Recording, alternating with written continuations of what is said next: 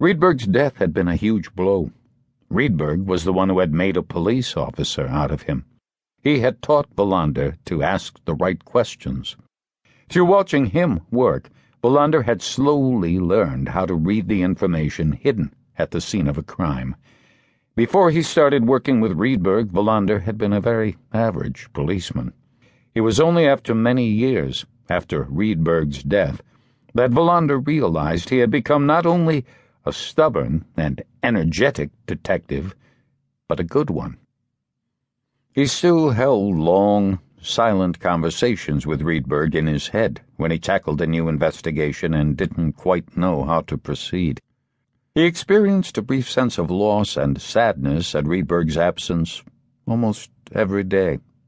Those feelings would never go away. Then there was his father, who had died unexpectedly.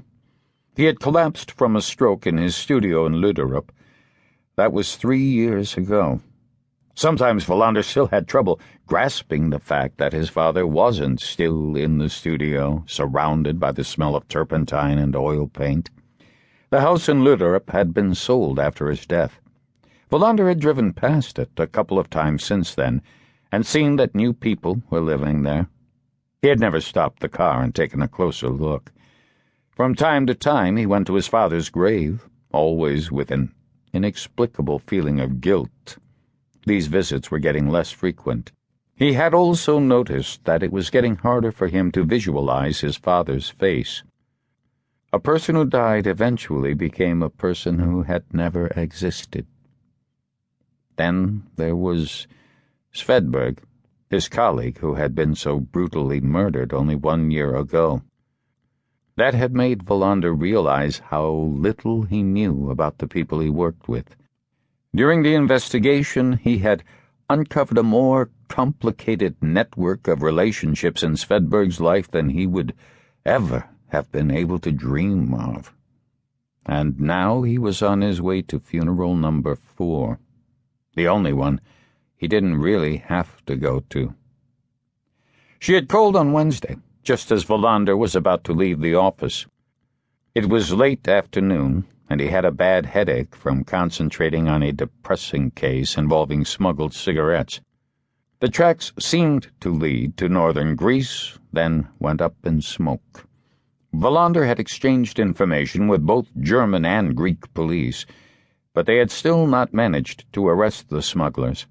Now he realized that the driver of the truck that contained the smuggled goods probably had no idea what had been in his load, but he would end up going to jail, at least for a couple of months. Nothing else would come of it. Wallander was certain that smuggled cigarettes arrived daily in Istad. He doubted they would ever be able to put a stop to it. His day had also been poisoned by an argument with the district attorney, the man who was filling in for Per Åkesson, who had gone to Sudan a couple of years ago and seemed to be in no hurry to return. Wallander was filled with envy whenever he got a letter from Åkesson. He had done what Wallander had only dreamed of, starting over.